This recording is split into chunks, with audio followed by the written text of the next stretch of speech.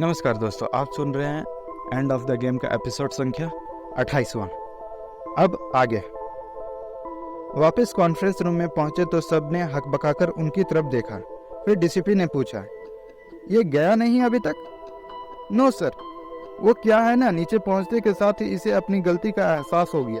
कहने लगा एसीपी साहब से माफी मांगे बिना नहीं जाएगा। कहकर विराट ने उसे पहली वाली कुर्सी पर बैठा दिया। ये अलग बात है कि उसे बैठा नहीं जा रहा था। चलो अब सॉरी बोलो साहब से। सॉरी सर, वह धीरे से बोला और फुट फुट कर रो पड़ा। हुआ क्या है इसे? सहरावत ने पूछा। पश्चाताप के आंसू है सर, रोके नहीं रुक रहे हैं। जवाब में दोनों ऑफिसर्स मन ही मन मुस्कुरा उठे, क्योंकि अच्छी तरह से जानते थे उसे क्या हुआ था या क्या हुआ हो सकता था। कातिल कौन है विराट? प्रत्यक्षता डीसीपी ने सवाल किया। अभी बताता हूँ सर। बात दरअसल ये है कि थोड़ी देर पहले बड़े ही जोर शोर से खुद को बेगुनाह होने का दावा करते हुए मनीराज ये बात भूल गया कि तमाम घटना में इसका साथ बस 4 लोगों ने ही नहीं दिया था, बल्कि उनकी संख्या 5 थी। और वह 5वां शख्स क्योंकि अभी भी सही सलामत है, इसलिए ये कुछ बोले या ना बोले, असलियत तो हर हाल में सामने आकर रहेगी। सुनकर मनीराज अपना दर्द भूल गया। उसके चेहरे पर बड़े ही बौखलाहट के भाव उभरे। फिर धीरे से बोला, मैंने किसी का कत्ल नहीं किया, ना ही किसी और के जरिए करवाया है। और एक बार को मैं तुम्हारी ये बात मान भी लूं कि मधु की हत्या मैंने इसलिए करा दी क्योंकि उससे शादी नहीं करना चाहता था, तो सवाल ये है कि रोहतास और सैंडी का कत्ल क्यों करवाया? उनकी तो मेरे साथ दोस्ती या दुश्मनी जैसी कोई बात ही नहीं थी, बल्कि ढंग से उन्हें जानता तक नहीं था। तुम्हें कैसे पता कि सैंडी और रोहतास का कत्ल हो चुका है? मनीराज सकपकाया। मिस्टर मनीराज गोपालन, डीसीपी के लहजे में कोड़े जैसी फटकार थी। जवाब दीजिए। अंदाजा लगाया। अंदाजे का भी कोई तो आधार होता है। यहाँ 7 में से बस 5 ही दोस्त मौजूद हैं। वह बात को संभालता हुआ बोला, इसलिए मैंने सहज ही सोच लिया कि बाकी के दोनों मारे जा चुके हैं, क्योंकि मेरे बंगले पर विराट ने 3 हत्याओं की बात कही थी। दिमाग बढ़िया चला लेते हो, मगर गलत वक्त पर गलत लोगों के सामने चला रहे हो। विराट मुस्कुराता हुआ बोला, चलो एक नया सवाल पूछता हूँ। ये बताओ कि क्या ट्रैप शब्द से तुम्हें कुछ याद आ रहा है? मनी के चेहरे पर हवाइयाँ उड़ने लगी। लगता है याद आ ही गया है ना। मुझे अपने डैड को कॉल करनी है। अले अले अले, मुन्ना तो घबरा गया। विराट हंसता हुआ बोला, क्या करोगे डैड को फोन करके? उन्हें तो अब तक वैसे भी पता लग गया होगा तुम्हारी गिरफ्तारी के बारे में। फिर क्षण भर को रुककर बोला, सबसे बड़ी गलती तुमसे ये हुई मनी कि तुम ओवर स्मार्ट बनकर जोश में हमारे साथ चले आए, जबकि चाहते तो गिरफ्तारी का विरोध कर सकते थे और मैं कबूल करता हूँ कि कामयाब भी हो जाते, मगर अब वह वक्त तुम्हारे हाथ से निकल चुका है। मेरा वादा है कि तुम्हें जेल भिजवा कर रहूंगा, चाहे दुनिया के टॉप लॉयर एक साथ खड़े होकर तुम्हारी पैरवी में ही क्यों न जुट जाए। विराट, डीसीपी बोला। यस सर, पहलियां बुझाने का वक्त नहीं है। सॉरी सर, मैं मुद्दे पर आता हूँ, कहकर उसने बताना शुरू किया। ये जो पूरी कहानी है ना सर, वह 2 भागों में बटी हुई है।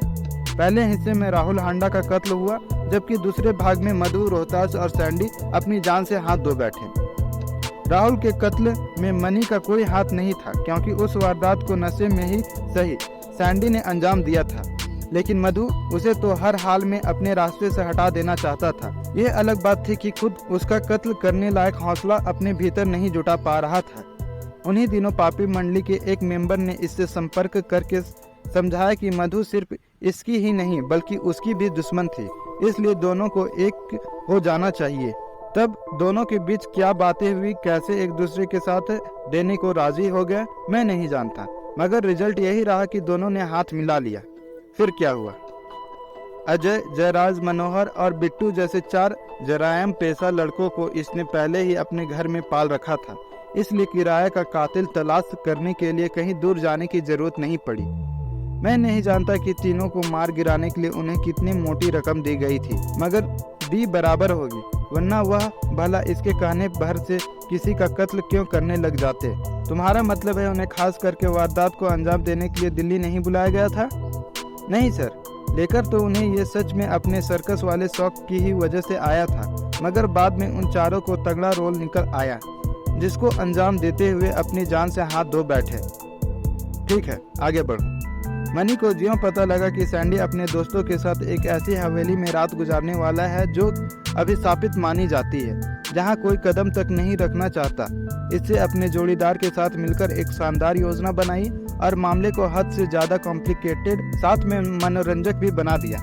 पिछले से पिछले शनिवार की रात को 8 पापी वहां पार्टी के लिए पहुंचे। नाच गान हुआ, खान पीन भी हुआ। उसके बाद बारी आई गेम ऑफ डेथ की, जो कि सच में मौत का खेल ही बनकर रह गया। गेम में हारने के बाद जैसे ही मधु ने डांस करना शुरू किया, हवेली के दरवाजे को बाहर से कुंडी चढ़ाकर जनरेटर बंद कर दिया गया। फिर शुरू हुआ प्रेत आत्माओं का उपद्रव, ऐसा उपद्रव जिसकी जांच के दौरान एक बार हमको भी भूत प्रेतों के वजूद पर यकीन करते दिखाई देने लगे, जबकि वह सारी नौटंकी सर्कस में काम कर चुके उन 4 जमूरों की फैलाई हुई थी, जिन्हें कल रात यहाँ बैठे 5 पापियों में से 4 ने गोली मार दी थी। तुम कहते हो तो मान लेता हूँ कि सारा किया धरा उन चारों का ही रहा होगा, मगर यकीन जानो उसमें मेरा कोई हाथ नहीं था। मनीराज धीरे से बोला, मैंने तो उन लोगों को 15 दिन पहले ही अपने यहाँ से आउट कर दिया था।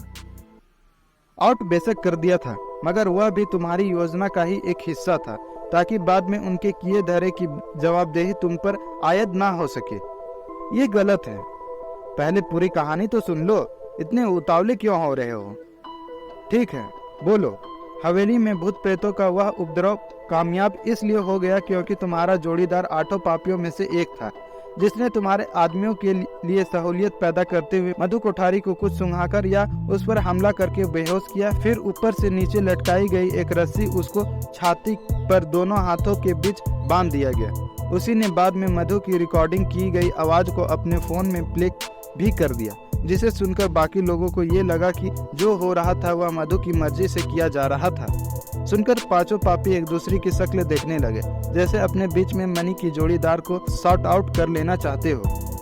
क्या वह दूसरा शख्स इस वक्त भी यहाँ मौजूद है? डीसीपी ने पूछा। जाहिर है सर, जब जिंदा बचे तमाम पापी यहाँ बैठे हैं तो मनी का जोड़ीदार और कहाँ हो सकता है? कौन है वह? नैना सबरवाल।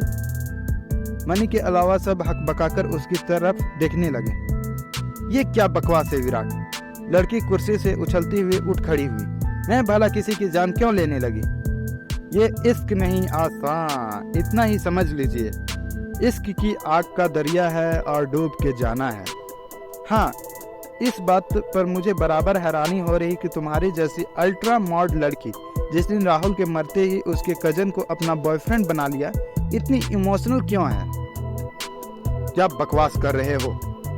ये बकवास नहीं है मैडम, तुमने जो किया वह दिल के हाथों मजबूर होकर किया, मगर नहीं करना चाहिए था, क्योंकि राहुल का कत्ल असल में कत्ल था ही नहीं। सैंडी अगर उस रात नशे में नहीं होता तो वैसी नौबत ही नहीं आई होती। फिर एक बार को तुम उसे गुनाहगार मान सकती थी, मगर रोहतास और मधु की तो कोई गलती ही नहीं थी, जिन्हें तुमने सिर्फ इस बात की सजा दे डाली कि दोनों ने सैंडी को वैसा करने से रोका नहीं था। खैर, उस वक्त तो तुमने सैंडी की बात मानकर अपने बॉयफ्रेंड की चिता जल जाने दी, मगर बदले की भावना ने तुम्हारे मन में इतनी गहरी पैठ बना ली कि तुमने तीनों को ही मौत देने का फैसला कर लिया। झूठ है ये सब, वह तीखे लहजे में बोले, मगर चेहरे के भाव उसके लहजे से मैच नहीं कर रहे थे। अगर झूठ है तो फिर डर क्यों रही हो? कहानी समझ कर ही सुन लो, कहकर उसने आगे बताना शुरू किया। राहुल के मौत के कुछ दिनों बाद ही तुम्हें एहसास हो गया कि मनीराज मधु के साथ शादी करने में जरा भी इंटरेस्टेड नहीं था। आगे तुमने कैसे इसके दिल की थाह ली मैं नहीं जानता, मगर परिणाम यही निकला कि मनीराज ने अपना हौले दिल तुम्हारे सामने उड़ेल कर रख दिया। यह मधु को रास्ते से हटाना चाहता था, जबकि तुम मधु के साथ साथ सैंडी और रोहतास को भी खत्म कर देना चाहते थे। आखिरकार दोनों के हाथ मिले, षड्यंत्र रचा गया। नतीजा के रूप में सामने आई 3 लाशें, जिनमें से 2 मेरी निगाहों में पूरी तरह बेगुनाह थे। आपको जरूर कोई गलत फहमी हो रही है इंस्पेक्टर साहब, जयदीप बोला। कैसी गलत फहमी? आपने बताया कि नैना ने किसी तरह हनी को बेहोश करके नीचे लटकती रस्सी में बांध दिया। कैसे मुमकिन था ये? जबकि ये तो खुद बुरी तरह वहाँ घायल पड़ी थी। बहुत ही भयंकर ढंग से सिर फटा था इसका। कोई खुद पर इतना घातक वार कैसे कर सकता है? घातक वार की बात तो तुम जाने ही दो। सच ये है कि उस रात नैना को खरोच तक नहीं आई थी। आप गलत है इंस्पेक्टर, ऐना बोली। हमने खुद अपनी आंखों से देखा था। इसके सिर का पिछला हिस्सा खून से सना हुआ था। फर्श पर भी बहुत सारा खून फैल चुका था, जिसके बाद सैंडी ने इसकी ड्रेसिंग भी की थी। तुम लोगों ने खून देखा, खून से तरबतर इसका सर देखा और कूद कर इस नतीजे पर पहुंच गए कि ये बुरी तरह घायल थी, जबकि मेरा दावा है कि इसके सर पर उस रोज कोई चोट नहीं लगी थी। ये इनकार करके तो दिखाए। हम अभी एक डॉक्टर को बुलाकर मुआयना करा लेंगे। दावे की वजह? राजावत ने पूछा। जरा फॉरेंसिक टीम द्वारा निकाले गए नतीजे पर गौर कीजिए सर। उन लोगों ने हमें बताया था कि हवेली के फर्श पर जितना भी खून गिरा था वह सब का सब किसी जानवर का था, न कि इंसान का। फिर इसके सिर से निकला हुआ खून कहाँ चला गया, जो कि बेतहाशा वहाँ बहा बताया जाता है? इसके अलावा क्या है तुम्हारे पास इस लड़की के खिलाफ? मनीराज के बंगले पर जाने से पहले इंट्रोगेशन रूम में मैंने इन पांचों के जरिए इसे कहीं बाहर बुलाने को फैसला किया था, जहां इसे गिरफ्तार करना आसान हो जाता, क्योंकि तब तक तो मैं यही सोच रहा था कि आसानी से ये हमारे हाथ नहीं लगने वाला। तब वो आनी ने इसे फोन किया, वह झूठी कहानी परोसी जो मैंने इससे बोलने को कहा था। बातचीत के दौरान हमें लगने भी लगा था कि ये आने को तैयार हो जाएगा, मगर तभी उसके मोबाइल पर हमें एक बीप सुनाई दी, जो कि किसी मैसेज की नोटिफिकेशन जैसी थी। उसके बाद मनी का सुर एकदम से बदल गया। इसने साफ साफ आने से मना किया और कॉल डिस्कनेक्ट कर दी। जानते हैं उस मैसेज में क्या लिखा था? क्या? सिर्फ एक शब्द, ट्रैप, जिसे पढ़ते के साथ ही इसने वानी के बुलावे पर आने से इनकार कर दिया था। और मेरी नाक के नीचे से मनी को वह मैसेज करने वाला और कोई नहीं बल्कि नैना ही थी। जब उस वक्त आने को तैयार नहीं हुआ तो बाद में सहज ही हमारे साथ क्यों चला आया? एसीपी ने पूछा। ओवर कॉन्फिडेंट का शिकार हो गया सर। जो इल्जाम हम इस पर लगा रहे थे उसे सुनकर इसे फौरन यकीन आ गया कि वह बेहद मामूली थे, जिन्हें ये बड़ी आसानी से झुठला सकता था, या यह दिखाने के लिए साथ चला आया कि ये कितना बड़ा सियाना था और पुलिस कितनी बड़ी बेवकूफ। क्या तुम अभी भी खुद को बेगुनाह कहोगे? डीसीपी ने पूछा। मैं उस बारे में तब तक कोई बात नहीं करूंगा जब तक कि मेरा लॉयर यहाँ नहीं पहुँच जाता। नैना तुम? मुझे भी जो कहना है वह अपने लॉयर के आने के बाद ही कहूंगी। एक और बात सर, विराट बोला। घटना वाली रात मधु के छत पर चले जाने के बाद जब सातों पापी उसे ढूंढते हुए वहां पहुंचे तो नीचे हॉल में इन्हें एक बड़ा ही अजीब नज़ारा दिखाई दिया।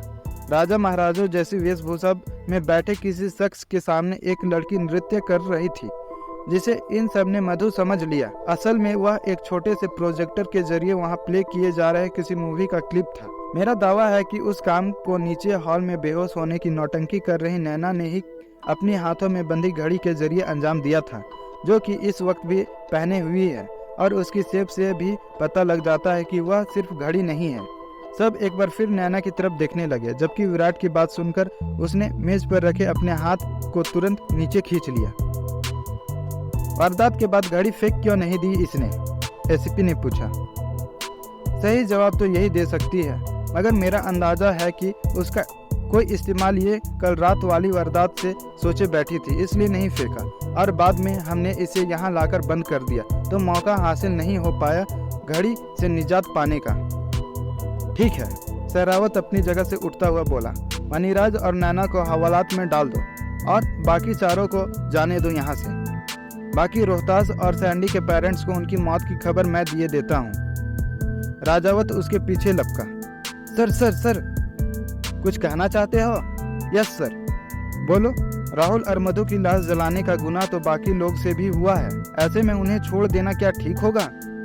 अगर तुम सच में नैना और मनीराज को जेल जाना देखना चाहते हो तो अभिषेक, अपना सारा फोकस बस उन्हीं पर बनाकर रखो। उस स्थिति में हमारा सामना बस 2 पावरफुल रईसों से होगा, जबकि बाकी चारों को भी रोक लिया तो पूरा डिपार्टमेंट मिलकर भी 6 धन कुबेरों को मुकाबला नहीं कर पाएगा। नतीजा ये होगा कि सबके सब सफा बरी हो जाएंगे, जिसका अंदेशा तो खैर बाकी दोनों के मामले में भी बराबर है। आपको लगता है कि हम मनीराज और नैना को भी सजा नहीं दिलवा पाएंगे? सच पूछो तो लग कुछ ऐसा ही रहा है अभिषेक। डीसीपी गहरी सांस लेकर बोला, बाकी कोशिश पूरी करेंगे कि वैसी नौबत ना आने पाए। फिर एक और बात भी है जिसके कारण पांचों को आज़ाद करना बेहद जरूरी है। वो क्या है सर?